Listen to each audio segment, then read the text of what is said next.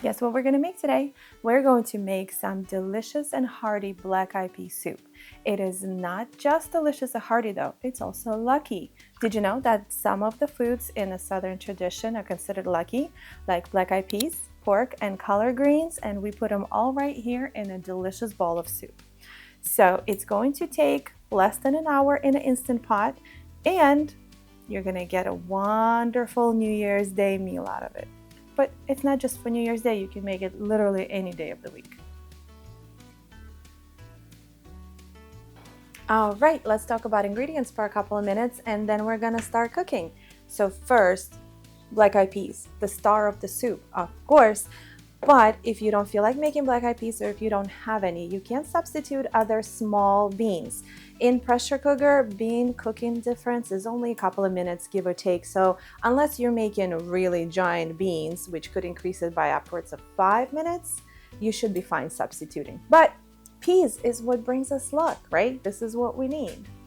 All right, another note I want to make is about andouille sausage, a Southern classic. It's got a little bit of Cajun flavors, but if you don't have access to it, or if you don't want to use this one, you can use another type of smoked sausage or kielbasa. That's not a problem, but I highly recommend andouille.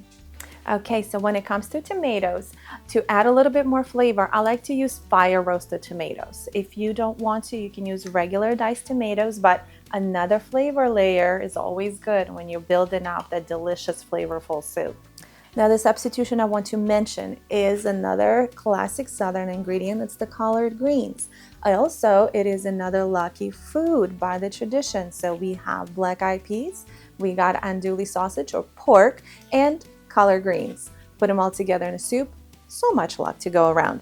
Anyway, if you don't have access or you don't want any collard greens, you can also use Swiss chard, mustard greens, kale, or even dinosaur kale, and add it at the end of the soup just the same like the recipe calls. Okay, last but not least, note that I want to mention is about tomato paste. Remember, tomato paste, different from tomato sauce. Much more concentrated, much more tomato flavor, so use tomato paste. All right, let's get cooking, get our veggies cut, and then throw everything in the Instant Pot, shall we?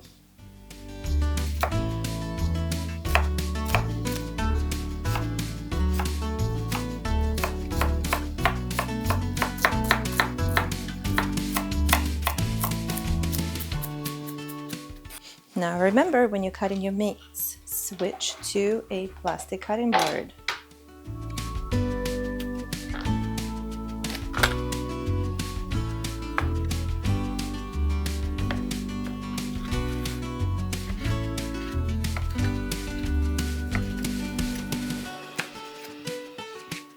Okay, so you want to preheat your pressure cooker on saute setting first.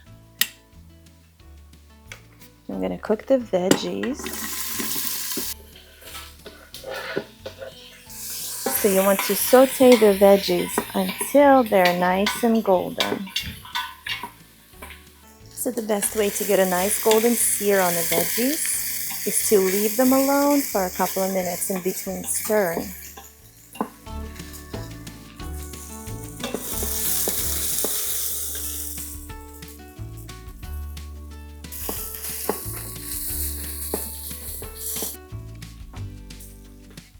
Okay, now you want to make sure to stir in the tomato paste very nicely so it's coating the veggies. Otherwise, you're going to get clumps of it in the soup.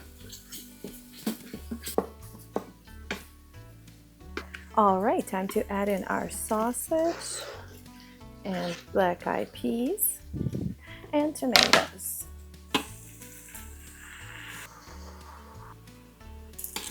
Now make sure you have rinsed your black-eyed peas. So the reason we've rinsed the black-eyed peas is to wash off whatever could have gotten on them, debris or little pieces of dirt, anything from processing and packaging. You want to rinse that off before you add it to your dish.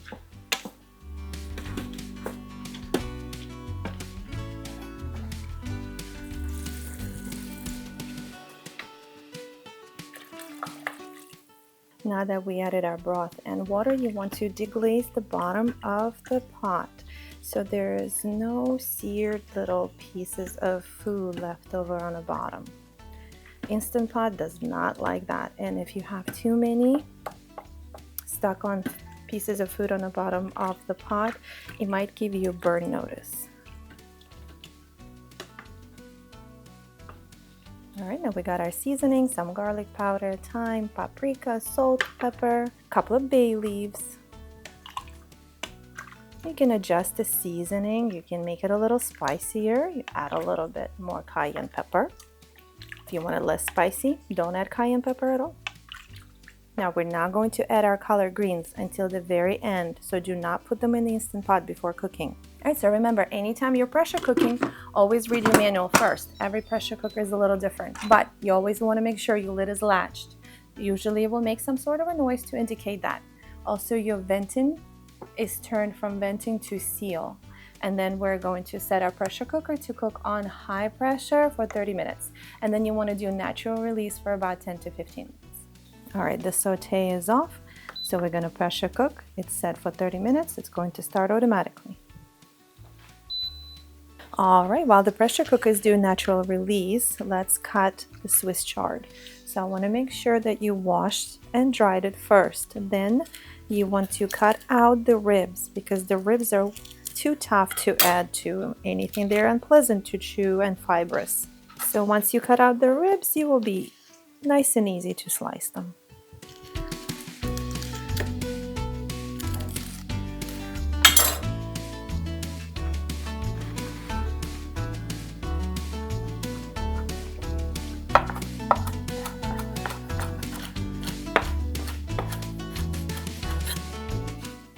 All right, now that it's been releasing pressure naturally, we're going to do a quick release. And that just means turning the valve on to venting. Woo! There it goes. All right, now we're going to carefully open the lid and put it back on saute setting. So first, let's find the bay leaves and discard them. You don't want to be biting into them.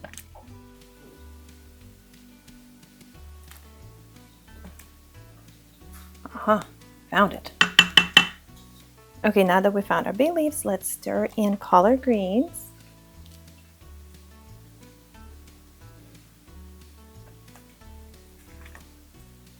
And you want to just cook them a few minutes.